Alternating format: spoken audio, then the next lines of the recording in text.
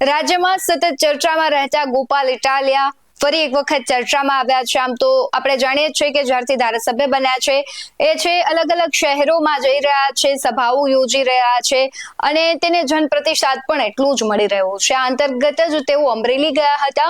અમરેલીમાં પાયલ ગુટીને મળ્યા હતા અને પાયલ ગુટીને મળ્યા બાદ પોલીસ અને ભારતીય જનતા પાર્ટી પર તેમણે મોટા આક્ષેપો કર્યા છે।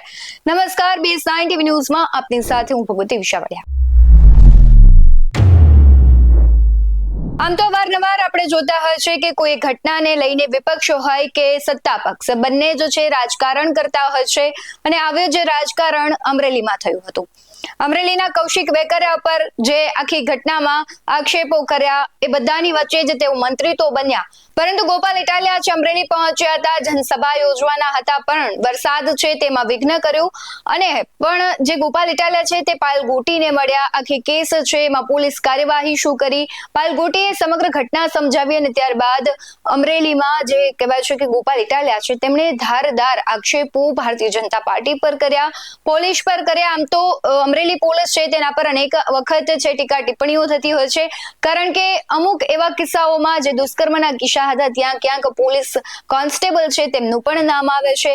અમરેલી સતત ચર્ચામાં રહે છે, પછી કોંગ્રેસ હોય, ભારતીય જનતા પાર્ટી હોય, કહેવાય છે કે એના જે નેતાઓ છે તેને લઈને અમરેલીનું રાજકારણ સતત ગરમાતું રહે છે।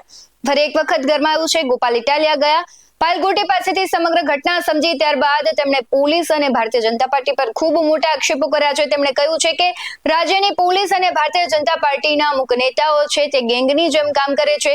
શું કહી રહ્યા છે ગોપાલ ઇટાલિયા તેના પર નજર કરીએ। અમરેલી શહેરમાં ગુજરાત જોડો કાર્યક્રમ અંતર્ગત એક વિશાળ જનસભાનું આયોજન કરવામાં આવ્યું હતું, પરંતુ કમોસમી વરસાદના કારણે અત્યારે પણ આ વરસાદ ચાલુ છે, આપણે જોઈએ છીએ એમ વરસાદ હોવાના કારણે સભા આજે બંધ રાખવી પડી છે।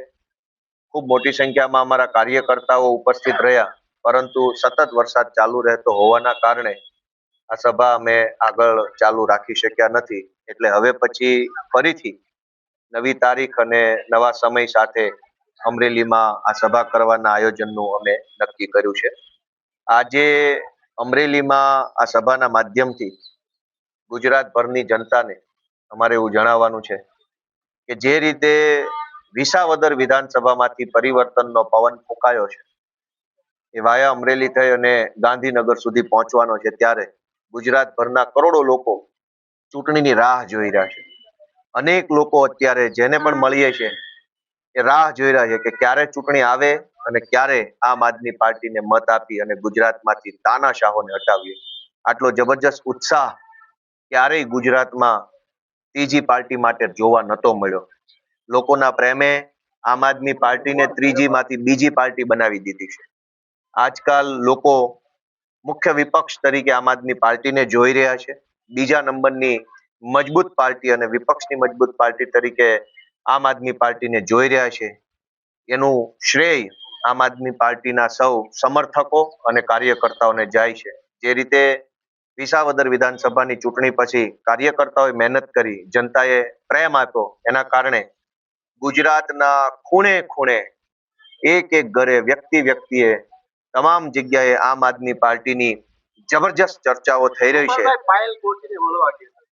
આજે હું પાયલબેન ગોટીને મળ્યો છું અને પાયલબેને મને કેટલાક પોલીસના કાગળો બતાવ્યા। એ કાગળોમાં સ્પષ્ટ રીતે એવું લખેલું છે કે પાયલબેન ગોટીની વિરુદ્ધમાં પોલીસ પાસે કોઈ પુરાવો નથી, એટલે પાયલબેનનું નામ ચાર્જશીટમાં લખતા નથી। જો પુરાવો જ નતો તો શા માટે અડધી રાત્રે પોલીસે પકડી લીધા? શા માટે સરઘસ કાઢ્યું? શા માટે માર માર્યો? શા માટે રિમાન્ડ લીધા? પુરાવો નથી એ વાત આખા ગુજરાતને ખબર હતી, તો ક્રાઇમ બ્રાન્ચના પોલીસ વાળા અને SP ને નહોતી ખબર? ખબર તો એમને હતી, પણ એમના રાજકીય આકાઓના ઈશારા ઉપર એક નિર્દોષ દીકરીનું સરઘસ કાઢનારાઓએ હવે કોર્ટમાં લખીને આપ્યું કે પાયલબેન ઉપર કોઈ આરોપ નથી, કોઈ પુરાવો નથી। બીજી વાત કે આજ અમરેલીના SP અને પોલીસ વાળાઓએ પોતાના રાજકીય આકાના ઈશારે આ કેસની અંદર 338 ની કલમ ઉમેરો માંગ્યો હતો। જે તે વખતે FIR લખાય ત્યારે એમાં કલમ 338 હતી નહીં। ધરપકડ થયા પછી અદાલતમાંથી કલમનો ઉમેરો માંગ્યો અદાલતે મંજૂરી આપી કલમ ઉમેરવાની અને ત્યારબાદ આ વખતે પોલીસે જે મને પાયલબેને જે કાગળ બતાવ્યા એમાં પોલીસે અદાલતમાં લખીને આપ્યું કે 338 ની કોઈ જરૂર નથી, 338 પ્રમાણેનો કોઈ ગુનો બન્યો નથી, એના કોઈ પુરાવા નથી, એટલે 338 હટાવી દેવી. જે પોલીસે પહેલા 338 લગાવવાની માંગણી કરી એ પોલીસ હવે હટાવવાની માંગણી કરે. એનો સીધો અર્થ એ થયો કે અમરેલી જિલ્લા પોલીસ, એસપી આ બધા જ લોકો ભાજપના હાથાઓ અને દલાલો બનીને કામ કરે છે. અને આવા દલાલોને મારે એટલી જ વિનંતી કરવાની કે તમે જે ભાજપના ખોળામાં બેસીને નિર્દોષ બેન દીકરીઓના સરઘસ કાઢી રહ્યા છો એ ભાજપની સરકાર 2027માં નીકળી જવાની છે, જનતાની સરકાર આવવાની છે, ત્યારે તમારી શું હાલત થશે, કઈ જેલની કઈ કોટડીમાં ચક્કી વીસતા હશો, એટલું વિચારી અને ભાજપની દલાલી કરશો તો સુખેથી શાંતિથી જીવી શકશો. નહીતર 2027માં આમ આદમી પાર્ટીની સરકાર આ દલાલોને ઠેકાણે પાડવાની છે. બીજું પાયલબેન ગોટી આપને શું રજૂઆત કરી આ બાબતે? પાયલબેન ગોટીની રજૂઆત કરતા પણ આમ જનતાએ એ સમજવાનું છે કે ભાજપ અને પોલીસની બંનેની એક ગેંગ બની ગઈ છે. દરેક જિલ્લામાં આ ગેંગ સક્રિય છે. બોટાદના હળદળમાં ખેડૂતોએ મહાપંચાયત યોજી તો ભાજપના નેતાઓના કહેવાથી બોટાદના એસપીએ ખેડૂતો ઉપર, નિર્દોષ ખેડૂતો પર ગંભીર કલમ લગાવી. અમરેલીમાં ભાજપના નેતાના કહેવાથી અમરેલીના એસપીએ ગંભીર કલમ લગાવી. આખા ગુજરાતમાં ભાજપના નેતા અને પોલીસના ઉચ્ચ અધિકારીઓની ગેંગ બની ગઈ છે. આ ગેંગ ભેગી મળી અને પોતાના વિરોધમાં રહેનારા લોકો ઉપર જુલમ કરે છે, અત્યાચાર કરે છે. એ સ્પષ્ટ થયું છે. એટલે મુદ્દો ખાલી પાયલબેન પૂરતો નથી.